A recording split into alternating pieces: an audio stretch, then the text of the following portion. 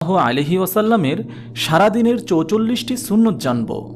তা হল, নম্বর 1, ঘুম থেকে উঠে হাত দিয়ে মুখের ঘুমের চিহ্ন মুছে ফেলা।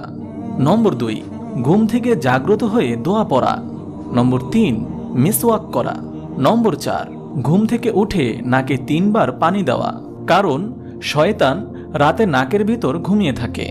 নম্বর 5, 2 হাত কবজি পর্যন্ত ধোয়া। নম্বর 6, বাম পা দিয়ে টয়লেটে প্রবেশ করা ও দোয়া পড়া। নম্বর 7, ডান পা দিয়ে টয়লেট হতে বের হওয়া ও দোয়া পড়া।